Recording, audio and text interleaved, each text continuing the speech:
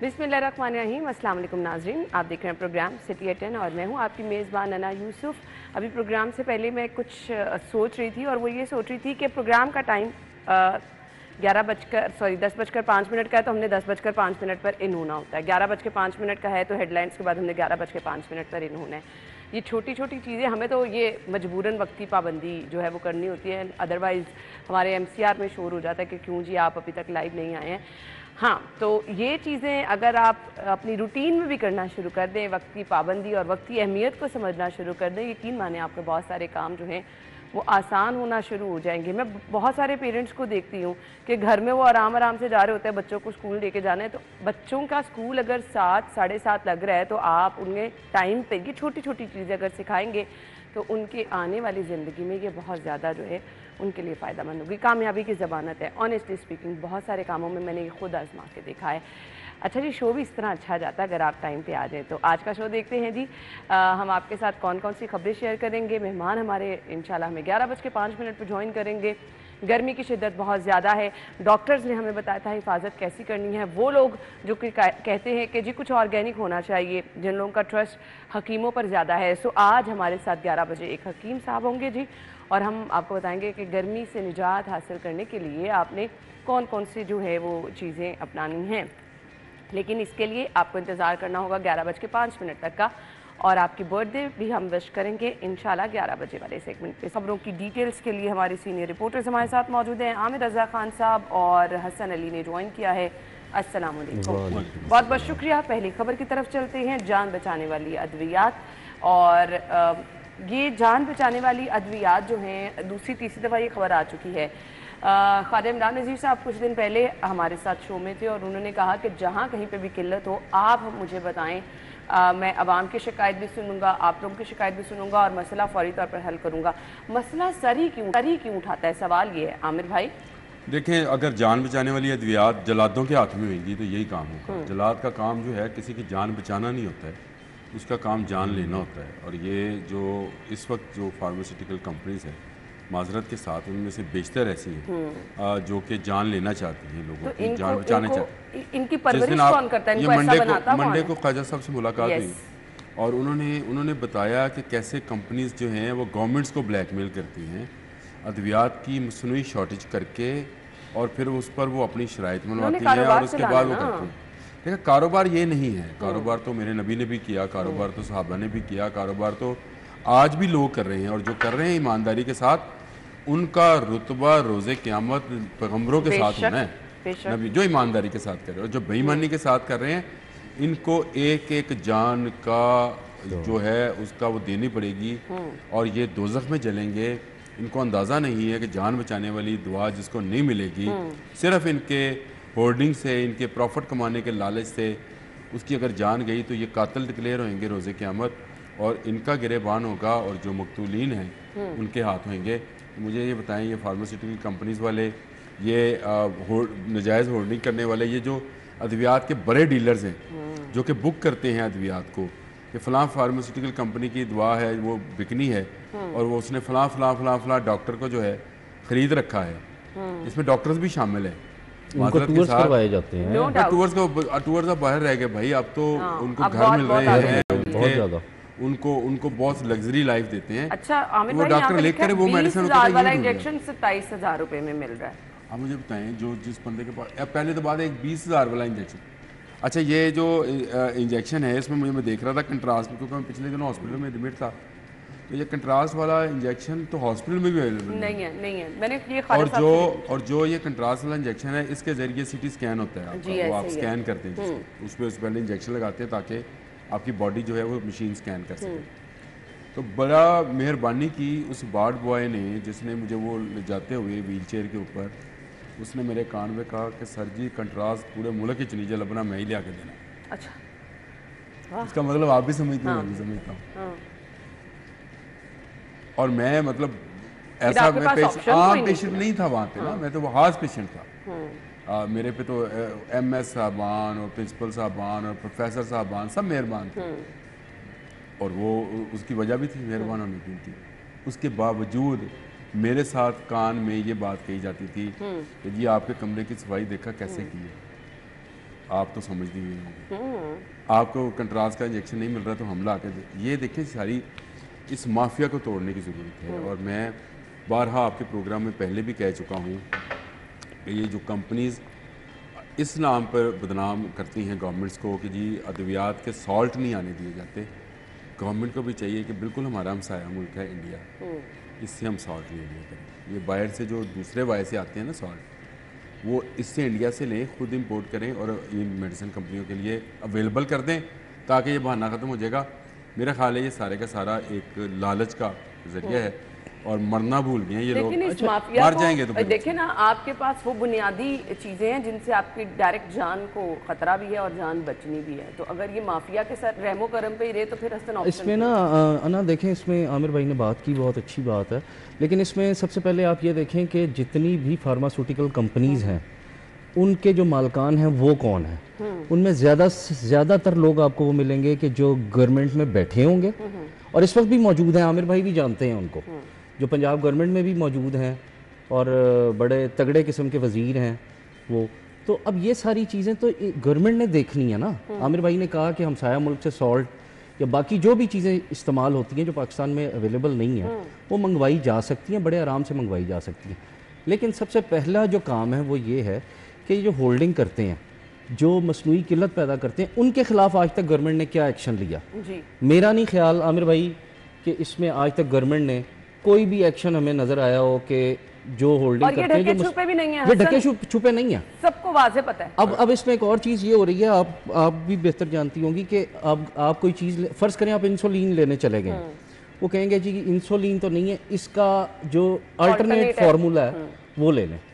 अब इंसुलिन और वो अल्टरनेट फार्मूला बहुत सी जगह पे ऐसा है कि जो ओरिजिनल है उससे महंगा मिलता है। तो इन सारी चीज़ों को देखना बेसिकली देखें गवर्नमेंट का काम है। गवर्नमेंट ने अभी तक मुझे नहीं लगता कि कोई एक्शन मैं आपको इस सारी चीज़ इसका आसान हल बता दूं, वैसे आसान हल बताने लगा हूँ, सॉरी आपकी बात मैंने काट दी हसन भाई। इसका आसान हल है कि ये मामला भी FIA को दे दें, यस, सिर्फ ड्रग इंस्पेक्टर को पकड़ें और उनकी जायदाद देखें कितनी है, कितनी है। यहाँ पे ऐसे लेस्को में दौड़े लगी हैं ना, यकीन माने यहाँ पे भी दौड़े ऐसे ड्रग इंस्पेक्टर्स हैं जिनकी अरबों खरबों रुपए की जायदादें हैं, जिनकी हमने तो ये भी देखा कि उनकी बीवियां MNA MP के इलेक्शन भी लड़ती हैं। ड्रग इंस्पेक्टर, सही कह रहे हैं, मैं गलत क्या कि बिल्कुल सही कह रहे हैं अमर भाई। तो ये ड्रग इंस्पेक्टर से काम शुरू करें, सब पता चल जाएगा, सब पता चल जाएगा कि कहाँ पे दवाई पड़ी थी और कहाँ मरीज को नहीं मिली। ये ड्रग इंस्पेक्टर भी उसी रोज़े क़यामत वाले में लिख ली जाए जिसमें ये दोज़ख में जाएंगे और जब अगर इनकी वजह से कोई दुआ नहीं मिली और किसी की जान चली। बिल्कुल ऐसे ही है। अच्छा जी, चिल्ड्रन हॉस्पिटल के वाक़े का जिक्र कर लेते हैं। बच्चे की मौत, डॉक्टर का कमेटी मानने से इनकार, डॉक्टर्स की जानिब से मर्द हजरात को हवालात में बंद करवाने के बाद ख्वातीन से ज़बरदस्ती माफ़ी मंगवाने की वीडियो सामने आई है। मैं तो यही कहूँगा, ये छोटे छोटे यंग फ़रौन जो हैं ये हमारी जान को आ गए और इनका इलाज भी निगरान गवर्नमेंट ने कर लिया था और नहीं ना आए थे रोड्स में, कहा गया था कि आइए ज़रा ताकि आपको भिजवाया जाए और ये इनसे ब्लैकमेल मत हो। इतने डॉक्टर बेरोजगार हैं, मैं आपको बताऊं, जो सरकारी नौकरियों के लिए तरस रहे हैं ऐसे ही है। और बेचारे छोटे छोटे गली मोहल्लों में अपने, वो भी MBBS ही हैं भाई, अच्छे अच्छे कॉलेजों से हैं, स्पेशलिस्ट हैं और वो हैं, उनको नौकरियां नहीं हैं। तो इनको मेरा ख्याल है इनकी ब्लैकमेलिंग में ना आया जाए। ये फ़रौन बने बैठे होते हैं और जिस तरह से मैं कहता हूँ झगड़ा हो गया जी, किसी हो सकता है उस बच्चे के वालिद के ही कसूर है, मैं चलो ये भी मान लेता हूं। आप ये तो समझे अगले पे सिचुएशन, उस वक्त सिचुएशन क्या थी। अच्छा चले वो झगड़ा हो गया, आपने भी कर लिया, उन्होंने भी कर लिया, उसके बाद आप औरतों से माफ़ी मंगवा रहे हैं। आप उनके मर्दों को, और उस बच्चे की लाश वहीं पे पड़ी है और आप उनके मर्दों को गिरफ्तार करवा रहे हैं।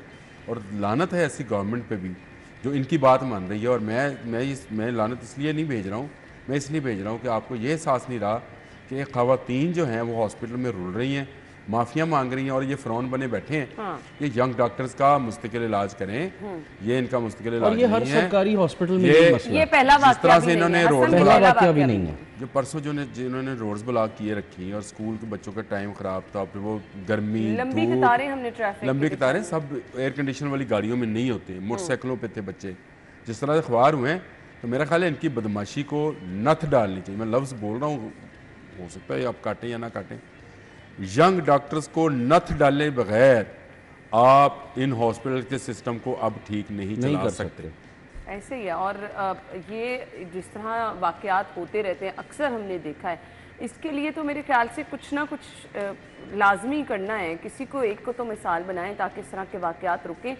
पहले ही उस फैमिली पर जिस तरह से बुरा वक्त आया, जो परेशानी आई, उस पर ये रवैये बिल्कुल जो है वो काबिल बर्दाश्त नहीं है। वज़ीर सेहत की जानिब से नोटिस तो लिया गया है, लेकिन हमने इन मामलात की रोकथाम मुमकिन बनानी है, और वो किस तरह से होगी अगर आप किसी को मिसाल बनाएंगे।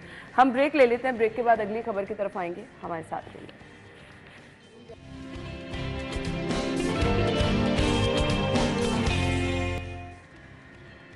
Welcome back. गारमेंट सिटी के लिए रायविंड रोड पर 2000 एकड़ अराजी का इंतखाब, 45 अरब रुपए खर्च होंगे। हसन, कैसे देखते हैं इस मंसूबे? एक चंद सेकंड आप मुझे देंगी सिर्फ, वो मैं नथ वाली बात पे वो, और ये ना हो कि ख़वातीन मेरे पीछे पड़ जाए।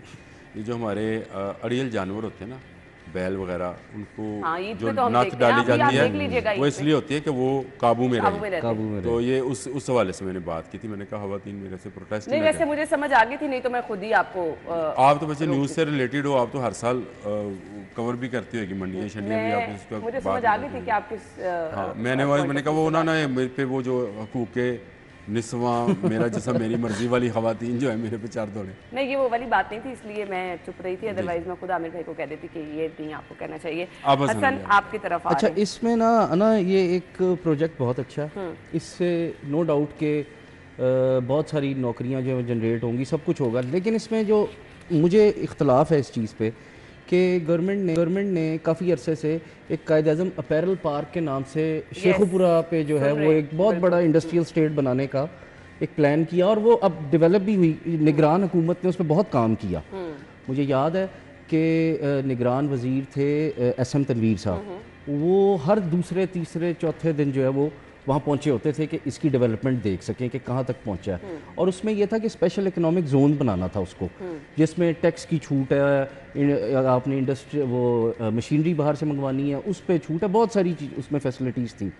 तो अब ये रायविंड रोड पे जब नई एक चीज़ बनाने के लिए 2000 एकड़ और उसके लिए अरबों रुपए खर्च करने, इसमें सबसे पहली चीज़ ये है कि किसको नवाजा जाएगा, वो जगह किसकी होगी। प्राइवेट लैंड होगा ना, गवर्नमेंट की जगह तो नहीं होगी। तो वहाँ पे अब मैं कहना नहीं चाहता, लेकिन बहुत से लोगों को पता होगा कि रायविंड रोड पे किसका ज़्यादा जो है वो जोर चलता है और वहाँ पे किसकी प्रॉपर्टीज़ हैं। तो लेकिन इसमें ये बात एक तरफ रही, लेकिन इसको ये है कि मेरे हिसाब से नहीं, आप अगर इसका पॉजिटिव पहलू देखें तो मुझे तो बहुत सारी चीज़ें नज़र आ रही हैं। पॉजिटिव पहलू इसका ये है कि आपके शहर में जो इकोनॉमिक एक्टिविटी है वो जनरेट होगी, अच्छी रोज़गार मिलेगा, ठीक है, बहुत सारी चीज़ें होंगी। ये एक प्रोजेक्ट बहुत अच्छा है, लेकिन इसमें सबसे पहले आपको वैल्यू एडिशन पे जाना पड़ेगा। हर चीज़ की वैल्यू एडिशन है। हम लोग अभी तक प्रॉपर तरीके से उस तरह से वैल्यू एडिशन पे नहीं गए हैं जिस तरह से जाना चाहिए, ताकि हम ज़्यादा से ज़्यादा अपनी एक्सपोर्ट्स बढ़ा सकें। देखें, मैं इसमें एक आपको बताता हूँ, बांग्लादेश आज मैं भी बाहर गया हूँ, आमिर भाई भी ने तो खैर पूरी दुनिया देखी है। बांग्लादेश आज टेक्सटाइल में छाया हुआ है पूरी दुनिया में। उसकी वजह यही है कि वो वैल्यू एडिशन की तरफ गए हैं। हम ये गारमेंट सिटी बना रहे हैं, तो गारमेंट सिटी बनाने का मकसद भी ये होना चाहिए कि हम वैल्यू एडिशन की तरफ जाएं और ऐसी चीज़ें बनाएं कि जो हमारे अपने मुल्क में भी आम आदमी की पहुंच में हो और साथ में एक्सपोर्ट्स में भी इजाफा कर सकें। तब जाके इस चीज़ का फ़ायदा है, वरना तो फिर अगर ये सिर्फ बातों की हद तक है तो फिर तो इसका कोई फ़ायदा नहीं, फिर इसका इन द लॉन्ग रन कोई फ़ायदा नहीं। आमिर भाई, लेकिन इसको जल्द भी कंप्लीट करें ना, ये सिर्फ कागज़ों में और PC1 तक रहा तो फिर क्या उसका फ़ायदा। मेरा तो अपना ख्याल है जिसने ये तजवीज़ दी है उसको बड़े एजाज़ के साथ फांसी देनी चाहिए, बड़े एजाज़ के साथ, बड़े धूम धड़क्के से मौत की सज़ा होनी चाहिए उसको, कि उसने 2000 एकड़ फर्टाइल लैंड के ऊपर, एक ऐसी जगह पर जहाँ ना कॉटन है ना कपड़े की इंडस्ट्री है, वहाँ पर ये तजवीज़ दे दी कि लाहौर में एक टेक्सटाइल सिटी बना दिया जाए। टेक्सटाइल सिटी कहाँ बनता था? मुल्तान में। टेक्सटाइल सिटी कहाँ बनता था? फैसलाबाद में, जहाँ पे ये रवायत है। ये शेखुपुरा में भी बनाना गलत था। मैंने उस वक्त भी लिखा था, कॉलम भी लिखा था, बोला भी था, प्रोग्राम्स में ये बात उठाई थी। आपका राइस बास्केट है शेखुपुरा, उसके इर्द गिर्द नहरें ही नहरें हैं, कोई खानपुर नहर है, कोई जोत की नहर है, कोई नहर है। वो ऐसा फर्टाइल लैंड है जिसमें बेहतरीन फसलें होती हैं। वहाँ पर आप ये कॉटन इंडस्ट्री की मशीनें लगा के क्या लेना चाहते हैं? यही काम आप करने लगे हैं रायविंड पे। पहले ही अब क्या कहें कि छोटी छोटी स्कीमें बन के खत्म हो चुका है। अच्छा खाने पीने Agriculture वाली land फूड है ही बास्केट को हम खराब कर रहे हैं। और ये 2000 एकड़, मुझे अल्लाह की कसम दिल से दुख हुआ कि ये जिसने भी ये तजवीज़ दी है ये गलत तजवीज़ है, ये काबिल गिरफ्त तजवीज़ है और इस पर अमल नहीं होना चाहिए। अल्लाह करे ये बने ही ना, वो हालात तो ये यही बने होते हैं आमिर भाई। तो मुल्तान में बने, भावलपुर में आमिर बने, भाई, डीजी खान में बने, फैसलाबाद में आप बनाए। या फैसलाबाद में जहाँ पे एक्सपर्टी है हाँ, बिल्कुल इसकी। ऐसे एक और शहर है जिसमें गारमेंट्स की एक्सपर्टी है और वो है सियालकोट, चल को जहाँ गारमेंट्स की एक्सपर्टी है। और ये जो भाई बांग्लादेश की बात कर रहे थे, ज़्यादातर गारमेंट्स की इंडस्ट्री खड़ी की है सियालकोटियों ने बांग्लादेश में, क्योंकि वो स्पोर्ट गारमेंट्स बनाते थे। यहाँ लेबर महंगी हो गई, यहाँ पे टैक्सेस ज़्यादा हो गए तो वो बांग्लादेश ले गए, वहाँ पे उन्होंने उसको खड़ा किया है। सही। और वो पाकिस्तान से कॉटन लेते हैं, कॉटन वहाँ होती नहीं है, वहाँ तो पटसन होती है, पर्सन होती है, बिल्कुल। वहाँ तो कॉटन होती नहीं है, तो लेकिन कॉटन आमिर वो भाई, कहाँ से मेरा लेते हैं? पॉइंट ये है कि अगर हमने अपने एक्सटेंशन मुल्क की से तरफ कॉटन जाना से। है, अगर हमने रोजगार के मौके पैदा करने हैं Why not तो हमें मुल्तान, एक्सटेंड करना होगा इन भावलपुर, चीजों को। डीजी खान, रेमजार खान और वो इलाके भी बैकवर्ड एरियाज है। बैकवर्ड एरिया, उनको डेवलप करो ना। आप कहाँ रायविंड रोड पे जाती उमरा के साथ बनाने चल पड़े। मैंने कहा कि जिसने भी ये तजवीज़ दी है उसको एजाज के साथ फांसी देनी चाहिए, उसको ऐसे फांसी नहीं देनी चाहिए, चलिए दिखा आप के देनी अग्री चाहिए। नहीं करते ना करें, लेकिन ये भी ना कहें। वैसे इस तरह के काम जल्दी होते ये भी बताएं नहीं। तजवीज़ दी किसने? कितने अरसे आपको ये कागजों में ही नजर वो आए। इस पर तो नहीं अगर लगेगा। यहाँ दिनों में काम होने लग गए तो फिर पता नहीं। ये हद तक इज्जत अल्लाह तो नहीं लगेगा अभी तक। अब आपने कह दिया, अब आप भुगतेंगे ब्रेक के बाद। जिसने तजवीज़ दी है फांसी देगी।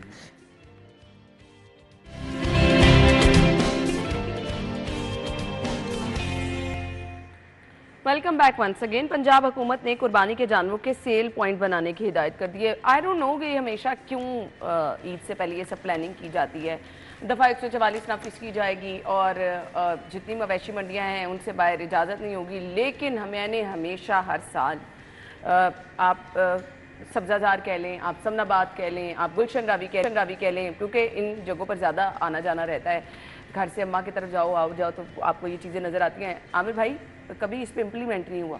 अच्छा, ये तो अच्छा है कि वो बाहर जाकर बेच देते हैं बेचारे। तो फिर ये क्यों खबरें ऐसी क्यों? मैं ना पिछले कई सालों से मंडियों का प्रोग्राम करता हूँ, आपको पता है। मैं और शाही सिपरा दोनों जाते हैं, बोलते बकरे प्रोग्राम करते हैं और सारी मंडियों के हाल हमारे सामने होते हैं। और ये कोई भी गवर्नमेंट हो, कोई भी रही है, और अगर उन दिनों में बारिश हो जाए तो बस इतनी, ये देखें गर्मी है, अब इतनी शदीद गर्मी है। आपको पता है एक जानवर लेके आना, उसको पानी पिलाना, और पानी वहाँ कितने का मिलता है और कितनी दूर ये जाके नो प्रॉफिट नो लॉस सब ड्रामा और फ्रॉड होता है। अगर ये प्रॉफिट पे रखें और जानवरों का लिए बेहतर इंतजाम करके उनसे पैसे ले लेना, अच्छा, वो किसी अपना एक मंडी में पैसे भी नहीं अच्छा इंतजाम किसी एक होता। कहीं पे भी नहीं होता। हालांकि शाहपुर कांजरा शाहपुर सबसे बड़ी कांजरा तो मंडी है, रेगुलर मंडी है ना, वो तो इसी हमेशा के लिए मंडी है। सबसे गंदा इंतजाम वहाँ पे। सबसे कम। और जो बाकी मंडियाँ लगाई जाती हैं वहाँ तो बेचारे व्यापारी रुल जाते हैं। वो सारा साल उन्होंने जानवरों की खिदमत की होती है, पाला होता है, उनको पानी की बूंद बूंद के लिए तरसाया जाता है और तरसा कर फिर उनको महंगे दाम। आप अंदाज़ा नहीं कर सकती हैं कि हमारी ये जो प्लास्टिक की बोतल बिकती है पानी की, उससे भी महंगा पानी जानवर को पिलाया जाता है। अंदाजा करें। ना चारा है, ना सफाई है, कुछ चीज़ नहीं मिलेगी उनको। और ये बड़े बुरे हालात हैं जी मंडियों के होंगे। मैं आपको अभी बता रहा हूँ, इस दफ़ा भी गर्मी शदीद होएगी। ये नहीं तो ये प्लानिंग करके भी बुरे हालात होते हैं। प्लानिंग होती नहीं ना जी। प्लानिंग इसमें सिर्फ बातों की हद एक तक है। कागज़ पे लिखी होती है, जो पिछले साल से चल रही है, उससे पिछले साल से चल रही है, उससे पिछले हमेशा साल से से चल रही ही है कि गवर्नमेंट कहती है नो प्रॉफिट नो। मैं कहता हूँ प्रॉफिट लें आप, लेकिन कम से कम आप सहूलतें उनको दें। सहूलियात तो अच्छी वाली दे दें। सिर्फ जानवरों के लिए पानी और चारा ही दे देना। अब मुझे ये बता दें, गवर्नमेंट ये नहीं कर पाती। हसन, बहुत बड़े बजट की बात होती है, क्या इनसे मैनेज नहीं हो सकती ये चीजें? क्या इतनी कैपेसिटी नहीं है, पैसे नहीं है? देखें अना, इसमें एक अब बात हम अगर करें शाहपुर कांजरा की, तो वो एक रेगुलर मंडी है जहाँ पे हर हफ्ते मंडी लगती है। उसी की हालत को अगर बेहतर कर दें और अगर ये जानवर पे देखें टैक्स लगा दें, थोड़ा लगा दें। फर्ज करें एक बात है कि छोटे जानवर पे अगर ये 100 रुपया भी लगाएं तो रोज का इनके पास कितना पैसा आएगा? इनकी जेब से तो कुछ नहीं जाएगा। उसके बदले अगर ये व्यापारी को सहूलत दे देंगे तो इसमें आवाम का भी फायदा, और व्यापारी जो बेचारा पता नहीं मुल्क के किस किस एरिए से लाहौर आके जो है वो जानवर बेचने इसीलिए आते हैं सारा कि साल उनको वो इस फायदा दिन हो का जाए। इंतजार करते वो इस दिन का इंतजार करते हैं, सारा साल वो जानवर पालते ही इस वजह से है। तो अगर ये सिर्फ थोड़ा सा भी अगर टैक्स लगा दें लेकिन सहूलत दें। टैक्स तो लगाया होता है जी, जगह टैक्स होता वो है जगह टैक्स तो है और पुलिस वाले लेते हैं। और मेरे सामने ये हम लेते हैं, प्रोग्राम रिकॉर्ड कर रहे थे जिसका दिल करता है लेता वहां और टैक्स। उन्होंने दौड़ लगाई, भाग गए। और वो पुलिस वाले जो थे ये जगह देने के उस वक्त पैसे लेते हैं, उसमें वो आपके वो LDA वाले भी शामिल होते हैं, सारे कारपोरेशन इदारे वाले भी शामिल लेते होते हैं आमिर भाई, कौन पुलिस नहीं वाले भी होता? शामिल होते हैं, सारे शामिल होके इकट्ठे लूटते हैं। और फिर अब वो पानी वाला नल जो है वो क्रॉस द रोड लगाते हैं और वहाँ तक जाने के लिए आपको कहते हैं कि जी उसके भी पैसे हैं, वहाँ से पानी लाने के भी पैसे हैं, आप बाहर से पानी लेकर आएँ। ये बड़ी दिलचस्प स्टोरीज़ हैं। अगर ये गवर्नमेंट कोई करना चाहे, लेकिन कोई करेगी नहीं, क्योंकि वो गरीब आते हैं, उनकी आवाज़ कोई नहीं उठाता। हम हर साल खुद को बकरा बना के, मैं और शाहिद सिपरा बिल्कुल बोलते ऐसे बकरे ही है। प्रोग्राम करते हैं, हर साल हर मंडी में जाकर मसाइल की निशानदेही करते हैं, उसका हल बताते और हैं। यही कि इसका हल मसाइल क्या है हर जगह पे। छोटे छोटे हल हैं जी। आप मंडियां ठेके पे दे दें, पैसे ले लें, व्यापारी को तकलीफ ना दें ना, क्योंकि ये व्यापारी को तकलीफ नहीं है, ये उस कुर्बानी के जानवर की तकलीफ है जो सुन्नत इब्राहिमी अदा करने के लिए लाया ऐसे ही जाता है। उसको अगर आप तकलीफ देंगे तो मेरा ख्याल है ये अल्लाह के घर में भी, मैं हमेशा ये बात करता हूँ लेकिन अब भी फिर करने लगा हूँ, कि आप अल्लाह के घर क्या जवाब देंगे कि आप बेज़ुबान को पानी से तरसा रहे थे, आप ज़ुबानदार से पैसे बना रहे थे, मंडियों में बहुत बुरे हालात होते हैं। खुदारा इनके लिए कोई बेहतर मेकनिज़म बनाएं। कोई गवर्नमेंट बनाएगी तो हम उसको सलूट करेंगे, नहीं बनाएगी तो फिर हद तक इज्जत और है। आमिर भाई ये कोई मुश्किल नहीं है इनके लिए, अगर इंतजामिया बड़े अच्छे तरीके से खुश उसलूबी से 3-4 पॉइंट्स पे बड़े जबरदस्त इंतजाम कर सकती देखिए, है। अगर आप ना एसीओ कोई को बहुत बड़ा बजट दरकार है। एसीओ को डीसीओ को आप फॉर्च्यूनर्स दे देंगे और एयर कंडीशन वाली गाड़ियाँ डाले देंगे और उसमें पुलिस वाले आपकी गाड़ियों को कहेंगे साइड पे हो जाओ, साइड पे हो जाओ, साहब बहादुर गुजर रहे हैं, तो वो साहब बहादुर तो मंडी नहीं जाने लगे। नहीं जाएंगे। हाँ वो तो गुजरते हुए ज़रूर मंडी का नज़ारा करेंगे, या हेलीकॉप्टर से, उससे बड़े होते पे होंगे तो हेलीकॉप्टर से नज़ारा कर लेंगे, छोटे होते होंगे तो फॉर्च्यूनर पे कर लेंगे। ऐसे ही है। वो बैठ के वो बड़ी बड़ी पजारों वगैरह पे गाड़ियों पे वो नज़ारा करेंगे, गरीब आवाम के रुलते और रुलने का, रोने का, धोने का। और सब अच्छा कि एक अंग्रेज़ी में रिपोर्ट लिखेंगे जो कि यहाँ पे ज़्यादा आबादी को आती नहीं है, तो आपस में वो बात रखते हैं और उसमें गलती जो हुई है वो साहब बहादुर ने गलती अच्छा, फिर ओवरऑल इस सिचुएशन के बाद हसन, जो मैंने पहले प्रोग्राम के स्टार्ट में, इस खबर के स्टार्ट में बात की थी कि जो लोग बाहर आ जाते हैं अपनी कुर्बानी के जानवर लेकर, फिर मेरे ख्याल से वो बेहतर है। हाँ। अब इसमें ये है कि ठीक है, ये मंडियां लगा देंगे और बाहर जो है उनके साथ भी बहुत ज्यादती की जाती है। उनके साथ ये ज्यादती की जाती है कि जगह जगह जहाँ पे कुछ 4 जानवर लेके छोटे जो है वो खड़ा है को उनसे भी बेचने के पैसे लिए, वसूल कर लिए जाते पैसे उस पे सही उसको कह रहे आगे हैं। पकड़ने की कोशिश की जाती है नहीं बाकायदा। पकड़ने की नहीं, उसे लोग गाड़ी में डालते गाड़ी में, हैं। हाँ, हाँ, वो जब पैसे वो दे एक दें तो वो- तो कि ड्रामा बस क्रिएट किया वो जाता एक ड्रामा क्रिएट किया जाता है पैसे कमाने का। बिल्कुल। तो जब तक मंडियों की हालत आप ठीक नहीं करेंगे कुछ भी नहीं ठीक होगा। और इसमें फिर वही दोबारा से बात आ जाती है कि गवर्नमेंट की सीरियसनेस होनी चाहिए, हर मामले में होनी मैं चाहिए। लोगों से भी कहता हूँ जो कि नहीं जो ये पुलिस वालों के घरों से और जो एलडीए के और जो कारपोरेशन के, इनके घरों से जो कुर्बानी का गोश्त आए मत खाएं, किसी गरीब को दे दीजिएगा। ये किसी गरीब का माल खाया होगा, उसकी ये कुर्बानी होगी, ये सुन्नत इब्राहिमी अदा नहीं कर रहे होते, ये शो कर रहे होते हैं और ये बकरे उठा के और पैसे कमा के उन पैसों का आपको गोश्त भेजेंगे। आप ना खाएं, अपने बच्चों को हराम का नवाला ना खिलाएं।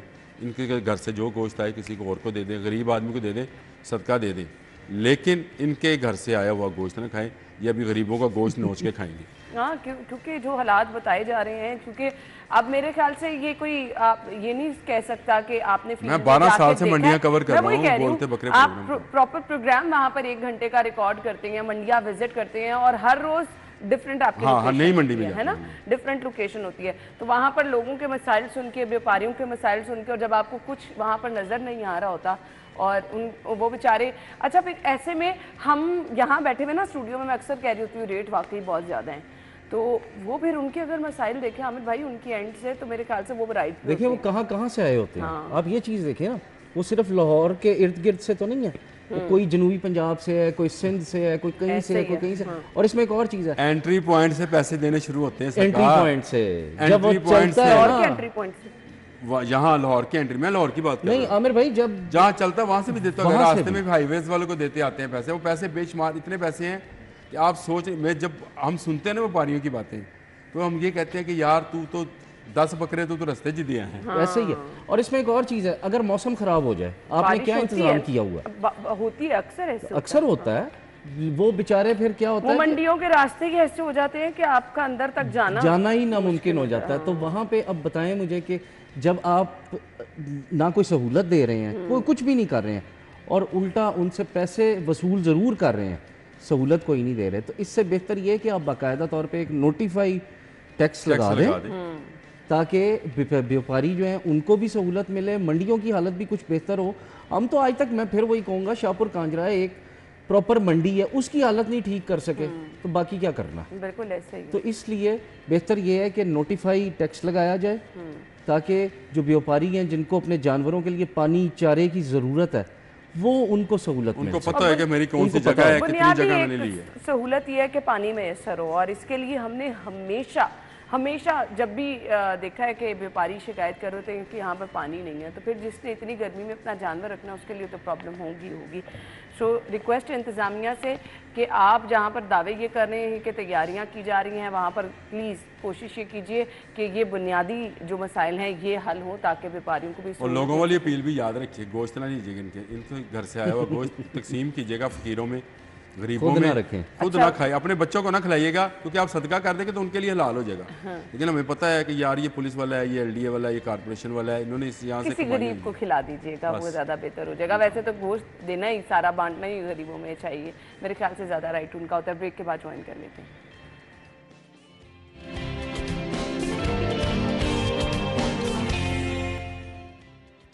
वेलकम बैक नाज़रीन। खबर क्या है, लाहौर समेत पंजाब भर में प्रॉपर्टी टैक्स की गलत असेसमेंट, DG एक्साइज का चेकिंग के लिए इंटेलिजेंस यूनिट कायम करने का हुक्म। अगेन माफिया की बात तो नहीं हो रही इसमें? नहीं, इसमें माफिया की नहीं है, ये सारा असेसमेंट जो है ये गलत करते हैं, क्योंकि यहाँ के कौन करता है? प्रॉपर्टी इंस्पेक्टर्स जो हैं वो जो कौन इस है? बात के, वो माफिया नहीं है। अच्छा। ये तो छोटे मोटे हैं। माफिया वो हैं जो इनसे ये काम कराते हैं। अच्छा।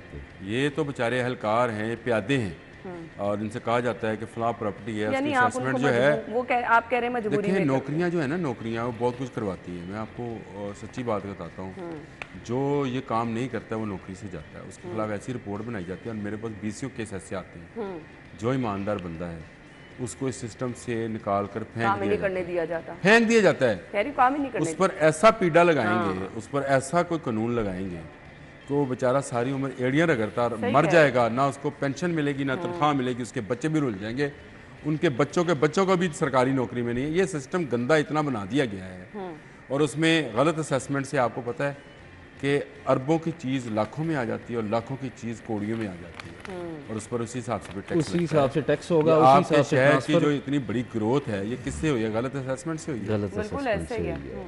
तो ये सारे कमा रहे हैं। आपने सही कहा, माफिया का लफ्ज़ सही इस्तेमाल किया, लेकिन प्यादों को आप माफिया ना कहें, वो प्यादे हैं।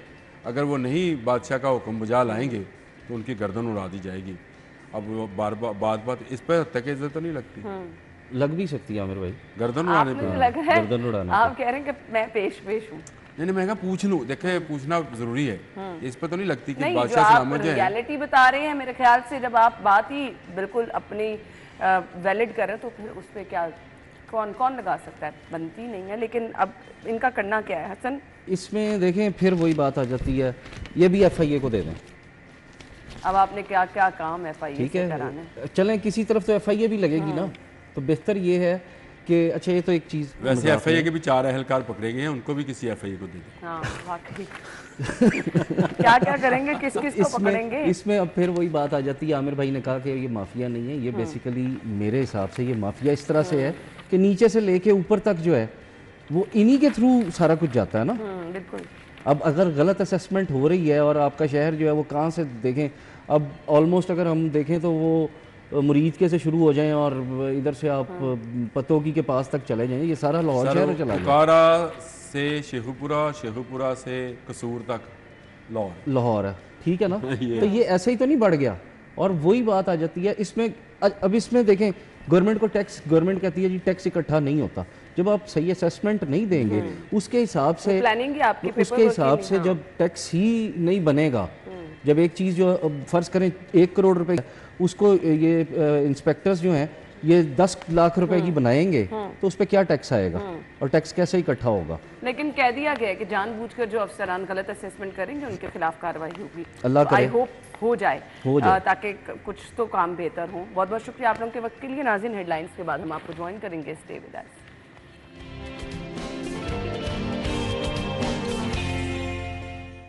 एक बार फिर से आपको खुश आमदीद कहेंगे। गर्मी की शिद्दत बढ़ती चली जा रही है और आगे स्टूडेंट्स को तो छुट्टियों का ऐलान कर दिया गया है। बहुत सारे लोग, बहुत सारे मज़दूर, बहुत सारे मेहनतकश जिन्होंने खुली जगहों पर काम करना है, धूप डायरेक्ट एक्सपोजर होता है। अच्छा जी, अब लोग परेशान हैं कि गर्मी की शिद्दत से बचने के लिए क्या करें। बहुत सारे लोग कहते हैं कि जी मेदे में गर्मी हो गई है, पानी जितना मर्जी भी पी रहे हैं तो खाने को कुछ दिल नहीं कर रहा गर्मी की वजह से। बार बार ऐसे लगता है आपको पानी की ही प्यास है, पानी पी पी के तो कुछ खाने की हिम्मत नहीं रहती है। बहुत सारे लोग कहते हैं पानी पीने के बावजूद जो है वो यूरिन नहीं आ रहा है। सो ऐसे में अद्वियात की तरफ जाना, बहुत सारे लोग भागते भी हैं कि हम दवाइयाँ नहीं खा सकते हैं। अगर स्टमक अपसेट है, अगर मतली की कैफियत शदीद गर्मी की वजह से हो रही है तो लोग कहते हैं कि कुछ ऑर्गेनिक होना चाहिए, ठंडी चीज़ों का इस्तेमाल करना चाहिए, कुछ मशरूबात ऐसे होने चाहिए, कुछ चीज़ें ऐसी होनी चाहिए कि जिनकी तासीर ठंडी हो और गर्मी में वो सूदिंग इफेक्ट दे।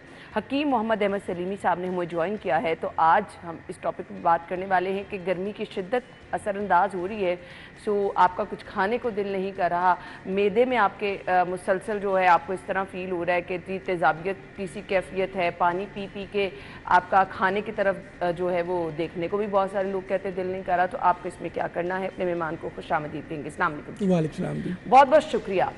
गर्मी बहुत ज़्यादा शदीद है, तो ऐसे में जब आप पानी ही पीते चले जाते हैं सारा दिन तो आपका कुछ खाने को दिल नहीं करता, क्या करना चाहिए? पहले तो मैं यर्ज करूं कि गर्मी थोड़ा सा हम इसको मैकेनिज़्म समझ लेना तो सारे मामला आसान हो जाएंगे। हमेशा ज़्यादा हरारत कम हरारत की तरफ मूव करती है।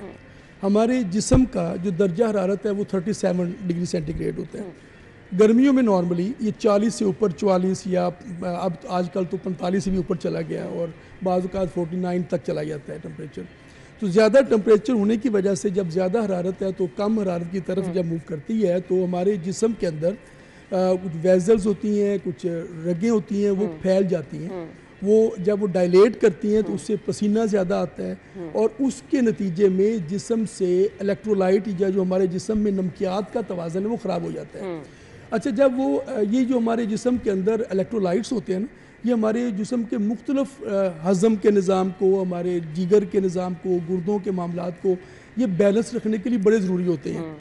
जब ये गर्मी ज़्यादा होती है और हम उसका एहतियात नहीं करते हैं और वो लोग जो जिनका ज़्यादा सन एक्सपोजर होता है, ज़्यादा टेम्परेचर में रहकर काम करते हैं और वो उसका एहतमाम नहीं करते कि वो अपनी ज़ाहरी हिस्सों को ढाँप के रखें या कुछ छाते का इस्तेमाल करें, तो ज़्यादा टेम्परेचर की वजह से वो जिस्म के अंदर हरारत दाखिल होगी और वो डायलेट होकर वो जिस्म के अंदर नमकियात और पसीना ज़्यादा आएगा और नमकियात खारिज होंगी। अब लोग कहते हैं गर्मियों में ठंडी चीज़ों का इस्तेमाल करें, ये ठंडी चीज़ें हैं क्या क्या? जी, बुनियादी तौर पर ज़ाहिर है कि सर्दियों में आम तो मुरगन चीज़ें हम यूज़ कर रहे होते हैं, मिर्च मसालेदार चीज़ें यूज़ कर रहे होते हैं, ड्राई फ्रूट्स, तो वो सारी चीज़ें आप समझिए गर्म मिजाज की चीज़ें हैं।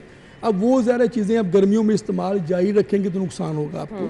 अब आपको निस्बतन ठंडी चीज़ें, जिस तरह आमतौर पर हमारे इस खित्ते में तुख मलंगा है, ये बलंगू या उसको बैसल सीड कहते हैं, इसी तरह गूंद कतीरा है, गूंद कीकर है, छिलका इसबगोल है, ये सारी चीज़ें जो ठंडे मिजाज की बेसिकली इनका काम क्या होता है कि जिस्म के अंदर जो हरारत बहुत ज़्यादा बढ़ गई है उसको नॉर्मलाइज करना होता है। और इसके अंदर चूँकि फाइबर होता है, म्यूसिलेज होते हैं जो आपके जिस्म के अंदर जो बेचैनी घबराहट होती है उसको भी मैनेज करते हैं। तो ये इन चीज़ों का, और ज़ाहिर है कि ठंडा पानी का इस्तेमाल भी होता है। अच्छा, अब इन चीज़ों का इस्तेमाल आपने पानी में करना है, मशरूबात में ज़्यादा इफेक्टिव है कि आप इसको ठंडे, या कुछ लोग कहते हैं कि अच्छा नॉर्मल पानी में, रूम टेम्परेचर वाला पानी हो, उस पर इफेक्टिव ज़्यादा किस सूरत में है ये? इसमें ना बुनियादी तौर पर तो ये आपकी तबीयत हो, जो कहते हैं ना कि नॉर्मल टेम्परेचर वाला जो पानी होता है ना, अगर उसमें अगर आदत रखें तो बहुत अच्छा है। मगर ज़ाहिर है कि हमारे यहाँ अब हमारे जो बच्चे हैं, सारे जो नस्ल है वो ठंडे मशरूबात की तरफ माइल होती है, तो निस्बतन ठंडे पानी में इस्तेमाल करना बुरा नहीं है इसका, ठीक है ना। अच्छा, उसमें ये होता है कि कुछ ऐसे मशरूबात हैं, अल्लाह ताला ने ऐसा निज़ाम रखा है कि जो इस मौसम में फल होते हैं वो इस मौसम के बुरे असरात का हल भी होता है।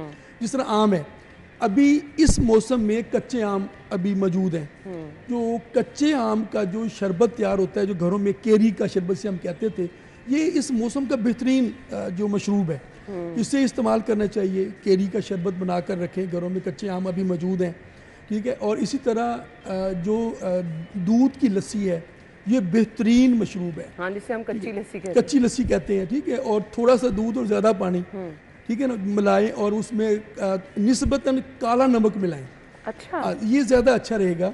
उसमें ये होता है कि आजकल आपको ना बहुत सारे लोगों को ब्लड प्रेशर के मामला आते हैं, तो सफ़ेद नमक में चूँकि सोडियम क्लोराइड होता है, सोडियम और क्लोराइड जो है ना वो ब्लड प्रेशर को बढ़ाने में, तो काले नमक में वो इंग्रेडिएंट नहीं है, इसलिए वो ब्लड प्रेशर को नहीं बढ़ाएगा। तो कच्ची लस्सी, दही की लस्सी ये बेहतरीन मशरूब है और इसमें काला नमक लाजमी मिलाएं। और इसी तरह जो रवायती तौर पर हमारे स्कंजबीन यूज़ होती थी और करनी चाहिए, उसमें जो न चीनी, नमक और थोड़ा सा उसमें मीठा सोडा जो होता है, जो बेकिंग पाउडर जिसे कहते हैं, वो एक चुटकी मिला लिया करें गिलास में, तो वो भी आपको बैलेंस कर देता है, जो वो एसिडिटी को भी ठीक रखता है और आपकी जो इलेक्ट्रोलाइट का बैलेंस है उसको ठीक रखता है। इसके अलावा कुछ ऐसे मशरूबात जो रवायती तौर पर जिसे देसी शरबत हम कहते हैं, वो मुख्तलिफ बीजों के, वैसे तो तकरीबन सारे इदारे बनाते हैं, शरबत बजूरी कहते हैं, उसमें चारों जो मगज़ होते हैं, में कद्दू का मगज़ है, खीरे का मगज़ है, तरबूज का है, खरबूजे का है, चारों मगज़ होते हैं, सौंफ होती है, कासनी होती है, इनका जो बतरीके जो शरबत तैयार किया जाता है ये बेहतरीन होता है। इनका फ़ायदा ये होता है कि ये जो अभी आप अपनी इंट्रो में बात भी कर रही थी कि लोग कहते हैं कि हम पानी भी पीते हैं, पेशाब फिर नहीं आ रहा क्योंकि बेसिकली आपके जिस्म के जो मायात हैं वो पसीने के ज़रिए खारिज हो रहे हैं, ठीक है, इसलिए आपको वो पानी, वो पेशाब उस तरह खारिज नहीं हो रहा जिस तरह होना चाहिए। फिर उसमें इलेक्ट्रोलाइट, अगर आप जो दूसरी अद्वियात इस्तेमाल करते हैं उससे जो पेशाब आता है उस पर आपका इलेक्ट्रोलाइट बैलेंस ख़राब होता है। ठीक है, ये जो देसी मशरूबात हैं जो मैं बता रहा हूँ कि बीजों से तैयार किए जाते हैं, या हम जो गूंद कतीरा मिलाकर यूज़ करते हैं या तुख मलंगा मिलाकर यूज़ करते हैं, ये डायूरेटिक भी हैं मगर इससे इलेक्ट्रोलाइट खारिज नहीं होते। ये अल्लाह ताला ने बड़ा निज़ाम रखा हुआ है, तो इसलिए ये ज़्यादा कोशिश करनी चाहिए कि इन देसी मशरूबात पर ज़्यादा फोकस रखें। अच्छा, बाज़ लोग कहते हैं कि जी ये मशरूबात वगैरह का इस्तेमाल ना कि सिर्फ पानी का इस्तेमाल ज़्यादा करते रहें। ये जो अप्रोच थोड़ी सी गलत इसलिए है कि मैंने जिस तरह अर्ज़ किया ना कि जब आपका गर्मी ज़्यादा हरारत जिस्म में दाखिल हुई तो आपकी डायलेशन हुई और उससे पसीना आया, उसके साथ नमकियात वगैरह निकले, तो पानी अकेला इस्तेमाल करने से वो नमकियात की कमी पूरी नहीं होती है। ठीक है, ठीक है। इसी मौसम में आजकल आप देखते हैं जैसे आप बाहर निकलते हैं तो आपको वो कोकोनट भी नज़र आता है, ठीक है ना, तो वो उसका जो आप लें तो उसका पानी जो है वो भी बेहतरीन है। इस मौसम में आप कोकोनट का जो पानी है वो भी आप यूज़ कर सकते हैं, ठीक है। तो वो उसका जो पानी, उसमें उसका पानी जो है ना वो इलेक्ट्रोलाइट रिच पानी है। अल्लाह ताला ने वो जो हम आम तौर पर कहते हैं जिसको डायरिया या इसाल लग जाए उसको कहते हैं जी वो आप ORS का मिला पानी पिए, ये कुदरती ORS है। ठीक है, कोकोनट का जो पानी जो होता है आपको मिल जाता है बाजार से, आजकल मौजूद है, ठीक है, तो वो इस्तेमाल करना चाहिए। और इसके अलावा जो मैंने शुरू में अर्ज़ किया कि सिर्फ मिर्च मसालेदार चीज़ें, ज़्यादा चिकनाई वाली चीज़ें ये इस्तेमाल नहीं करनी चाहिए, और ज़्यादा मशरूबात की तरफ। और जो इस मौसम की सब्जियाँ हैं, अच्छा कुछ सब्जियाँ ऐसी हैं जो निस्बतन गर्म है, मसलन करेले हैं जी, करेलों का इस्तेमाल भी इस मौसम में नज़र आता है, भी करेले भी नज़र आते हैं, और जो करेले खाता है उसको भी सारा दिन प्यास बहुत लगती है, सारा दिन प्यास लगती है। अच्छा उसका भी हल देखिए, हमारे यहाँ ट्रेडिशन बाज़ का खुद उसका हल देती है। करेले का जब आप इस्तेमाल करते हैं तो कच्ची लस्सी का इस्तेमाल साथ होता है, बिल्कुल, तो वो जो रवायती तौर पर कुछ चीज़ें बैलेंस करने के लिए भी शुरू हुई है ना, वो कुदरती तौर पर उसका एहतमाम किया जाता है। ठीक है, अदरवाइज जो बाकी सब्जियां हैं जिस तरह तोरी है, कद्दू है, टिंडे हैं, ये सारे इस मौसम की सब्जी हैं। फिर जो हमारे फल हैं, तरबूज है, खरबूजा है, ये इस मौसम में बहुत वाफर होता है और इसमें पानी का कंटेंट बहुत ज़्यादा होता है। तो ये अल्लाह ताला ने इसके अंदर वो निज़ाम रखा और इसके अंदर अल्लाह ताला ने कुछ वाइटामिन्स भी रखे हैं, कुछ मिनरल्स भी रखे हैं जो आपका वो इलेक्ट्रोलाइट बैलेंस ख़राब होता है उसको ठीक कर रहे होते हैं। ठीक है। गर्मी दाने कुछ लोगों को निकल आते हैं, तो उसके लिए क्या करना है?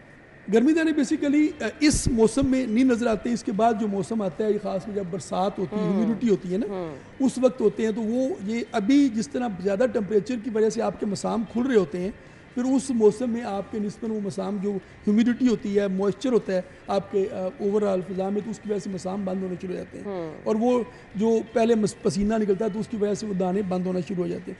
उसके लिए उस मौसम में आप जब देखते हैं तो वो कुदरती तौर पर कुछ ऐसी चीज़ें इस्तेमाल कराई जाती थी, पहले हमारी नानी दादी इस्तेमाल कराती थी कि वो नीम की नमोलियाँ उसके पत्ते उबाल कर दे देने, ये खून साफ़ करने की चीज़ें हुआ करती थी।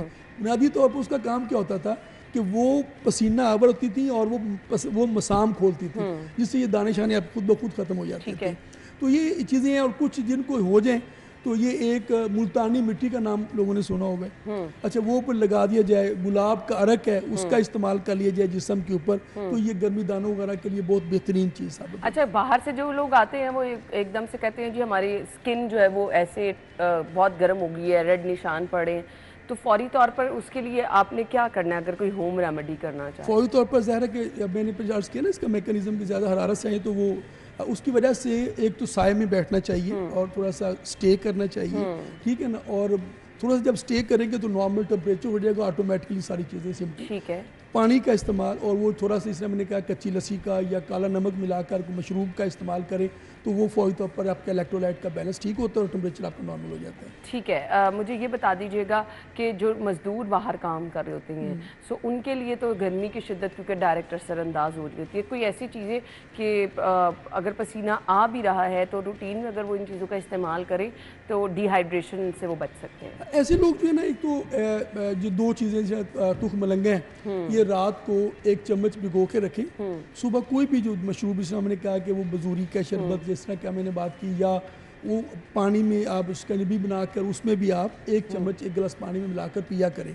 ये इवन हम इसका कच्ची लस्सी में भी इस्तेमाल कच्ची लस्सी में भी इस्तेमाल कर सकते हैं, अच्छा दही में भी इस्तेमाल कर सकते हैं, और ये कहीं इसी तरह गूंद कतीरे का इस्तेमाल भी हो सकता है, वो ये किया करें। और सारा दिन इनके लिए 2 रेमेडीज़ हो सकती हैं कि ये पानी तो इन्होंने पीना ही पीना है, तो थोड़ा सा दूध लेकर 1.5 लीटर बोतल पानी के लें, उसमें को पाव दूध मिलाएं, बाकी पानी मिलाकर और काला नमक मिलाकर रखें, जब प्यास लगे। अच्छा, गोंद कतीरे का बार बार जिक्र करें, उसका इस्तेमाल किस तरह से करना है? गूंद कतीरे का इस्तेमाल भी जिस तरह हम बलंगू का इस्तेमाल करते हैं, ठीक है, इसी तरह गूंद कतीरा भी पानी में भिगोएंगे, ये खुद ब खुद फूल जाएगा, गम तो होती है ये फूल जाएगा, और इसे भी इसी तरह पानी में, शरबत में, रस चीज़ों में मिलाकर इस्तेमाल कर सकते हैं। ये कितना इफेक्टिव होता है, इसके क्या फ़ायदे होते हैं? ये हरारत को नॉर्मल करता है, ये आपकी तेज़ाबियत को ठीक करता है, जो आजकल बहुत ज़्यादा लोगों को तेज़ाबियत हो रही है। आप अपने इंट्रो में बात भी कर रही थी, मैदे में गर्मी का जो तेज़ाबियत होती है, आपने शुरू में बात की ना, तो जिन लोगों को ओवर ईटिंग की वजह से, ज़्यादा स्पाइसेस खाने की वजह से, होटलिंग की वजह से, बाजारी खाने की वजह से तेज़ाबियत रहती है, खट्टे डिकार आते रहते हैं, उनके लिए बड़ी शानदार चीज़ है। चलें जी, आप ज़रूर ये चीज़ें इस्तेमाल करें, फीडबैक हम तक पहुँचाएँ, तो इंशाल्लाह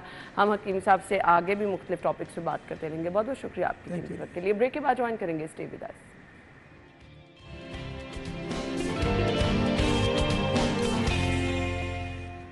वेलकम बैक वंस अगेन। और हमेशा हम सिंगर्स को बुलाते रहते हैं, गिटार आर्टिस्ट को बुलाया, बांसुरी बड़ी ज़बरदस्त हमारे गेस्ट ने बजाई। सो आज के हमारे गेस्ट कुछ मुनफरिद भी हैं, और जो चीज़ें हम डिस्कस कर रहे थे अभी ब्रेक में, तो मुझे बड़ी इंटरेस्टिंग लगी। हर कोई परेशान भी रहता है, स्ट्रेस में रहता है, तो ये एक ज़बरदस्त थेरेपी से भी कहा जा रहा है कि ये जो ड्रम है ये थेरेपी भी है। अच्छा जी, हमारे मेहमानों की तरफ मैं आना चाहूँगी। हैदर जमील और जैन शाहिद ने हमें ज्वाइन किया है, ड्रम आर्टिस्ट हैं। अपने मेहमानों को वेलकम करेंगे। अस्सलाम वालेकुम जी। Thank you so much. मुझे बड़ा डिफरेंट सा ये आर्ट लगा। मुझे मौसीकी में तो हमने बहुत सारी चीज़ें देखी, ये ड्रम भी कुछ डिफरेंट है। सो हैदर, सबसे पहले मैं आपसे जानूँगी बेसिकली क्या आइडिया है ये? सो बेसिकली ड्रम सर्कल का कॉन्सेप्ट ये होता है कि ये पूरी दुनिया में तो फॉलो हो ही रहे हैं। सो इसमें हम जो हमारा मकसद है ड्रम सर्कल का, to form a community and bring people together.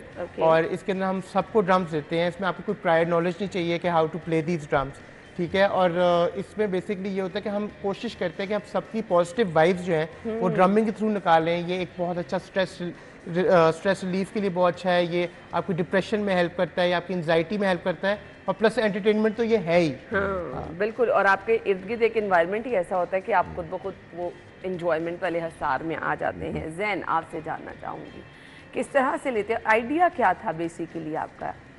Idea again देखें, बहुत से कम मौके हैं यहाँ पे जहाँ पे पीपल कम टुगेदर फर्स्टली तो, and we were always fond of music और आर्ट और कल्चर से बड़ा लिंक अप रहा था। एंड बिकॉज जैसे हैदर ने बताया दुनिया में तो ये हो ही रहा था, बट वी थॉट के Pakistan needs it a lot, and we thought of doing this as a purpose कि जी हम लोगों के साथ इसको प्ले करें, नो जजमेंट्स एट ऑल, लोग आएँ इंजॉय करें, और जो रिदम है वो हम सब में है। अच्छा, क्या किसी बीट को फॉलो किया जाता है कि बस रैंडमली आप बजा रहे हैं ड्रम? नहीं, इसमें प्रॉपर सेशंस होते हैं, बीट्स भी होती हैं, but at the same time ये भी होता है कि जो उस वक्त एनर्जीज होती हैं अराउंड अबाउट, या what ever you feeling like, या जो ओवर पावर कर जाती है फिर हम उसको फॉलो भी करते हैं। सो ये ऐसा है कि बहुत चीज़ें एनवायरनमेंट के ऊपर, लोगों के ऊपर, हाउ दे फीलिंग, उसके ऊपर अच्छा, बहुत ये डिपेंड ड्रम के थ्रू भी आपको बहुत सारे लोगों का बिहेवियर पता चल रहा होता है। कुछ लोग बड़े आराम से बजा रहे होते हैं, पता चल रहा होता है कि भाई there is something wrong with him ना, और कुछ लोग बड़ा एंजॉय करके पता चलता है कि ये एक मुझे लगता है कि बताने का तरीका भी है कि किसी की लाइफ में अगर कुछ है बड़े अच्छे तरीके से ये पता चल सकता है। ये जी it's an expression in itself actually, because whatever you feeling you try to, आप उसको ड्रम पे रेप्लिकेट करते हो, आप उसको बजाते हो, और बाज़ों के एक्सप्रेशन ज़रा तेज़ होते हैं या ज़्यादा हाथ चल रहे होते हैं। बिल्कुल हर एज ग्रुप के लिए ये थेरेपी बड़ी इफेक्टिव है। इसका आपने देखा रिजल्ट? हाँ, तो बेसिकली होता इस तरह है कि इसमें आप किस बैकग्राउंड से आ रहे हैं, आप मेल हैं, आप फीमेल हैं, आप क्या करते हैं, आप क्या नहीं करते, आपकी क्या उम्र है, it doesn't matter at all. अच्छा, इसमें everybody is welcome to join in, और स्टूडेंट्स हो सकते हैं हमारे, कितने बुजुर्ग आते हैं हमारे ड्रम सर्कल्स में, और कितने छोटे छोटे बच्चे आते हैं, और वो एक्चुअली में इन दी एंड वो सर्कल के अंदर वो एक रिदम के अंदर होते हैं, because what we believe is जो रिदम जो होता है ना वो सबके अंदर है। सो एक रिदम एक ऐसी चीज़ है वो आपको लाइफ की आपकी हर चीज़ में आपको मिलती है। एक छोटा सा एग्जांपल है कि आपके सामने अगर ढोल बज रहा हो, ठीक है, मैं ढोल की बात कर रहा हूँ बिकॉज हम बहुत फेमिलियर हैं, शादियों में और जगह जगह ढोल बजता है, तो यहाँ तो आप अपना पाँव हिला रहे होंगे, या आप अपनी फिंगर हिला रहे होंगे, या आप कहते हो कि नहीं आप बड़े सख्त हैं, तो आप अपना सर हिला रहे होंगे, या आप मतलब आप रुक नहीं सकते, बिकॉज रिदम चीज़ ही ऐसी है कि वो आपके साथ बहुत अच्छा एक इंटरलिंक करती है। बिल्कुल बिल्कुल ऐसा ही है। सो ये ड्रम थोड़े डिफरेंट भी है, इस पर भी बात करेंगे, और फिर ये ड्रम की बीट हमें बजा के भी सुनाएंगे। ब्रेक के बाद आपको ज्वाइन करेंगे।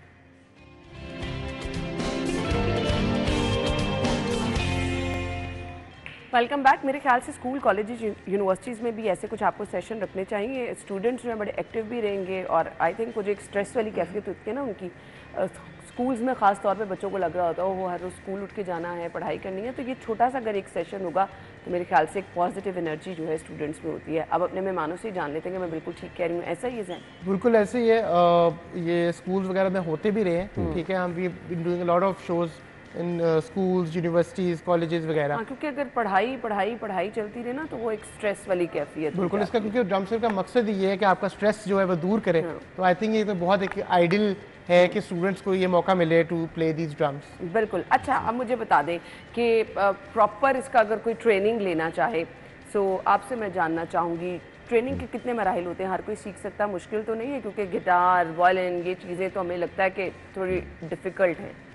जी देखें, एज वी से के रिदम हमारे सबके अंदर है, और वैसे भी जिस कम्युनिटी में हम रहते सोच रहे हैं बस वही बजा सकते हैं, हम वो बजा सकते हैं, और योर हार्ट, आपकी बीट, हार्ट में एक बीट है, सो रिदम आपके अंदर है, सो आप उसको ट्रांसलेट कर सकते हैं। As far as training is concern, तो ऑब्वियसली वी विल, हम सबको यही कहते हैं आप हमारे ड्रम सर्कल्स पे आएँ, वहीं से आपकी लर्निंग बढ़ती है, वहीं से आप इंजॉय करते हैं, वहीं से आप पिक करते हैं, because the more you see the more you play, आप इकट्ठे होके करते हैं, आपको खुद ही आ जाता है ये चीज़। एग्जैक्टली ऐसे ही है।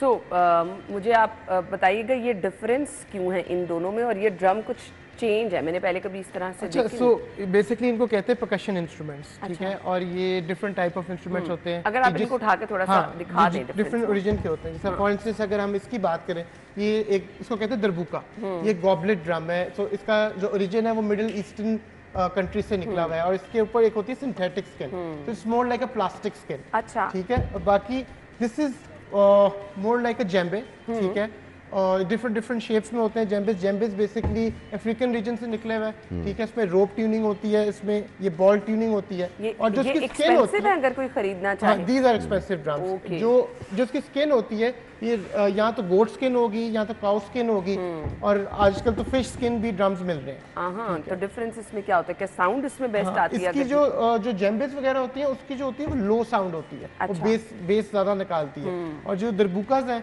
वो बेसिकली हाई नोट होती हैं। ये बेसिकली यूज होता है, अगर आप दुबई की बात करें तो दुबई में ये बेली डांस वगैरह के साथ बहुत ज़्यादा यूज़ होता है। अच्छा जी, अब हमारे पास टाइम कम है, मैं चाहूँगी जाते जाते आप लोगों के वक्त का बहुत बहुत शुक्रिया, तो ज़रूर कुछ स्पेशल हमें सुना दें इस ड्रम।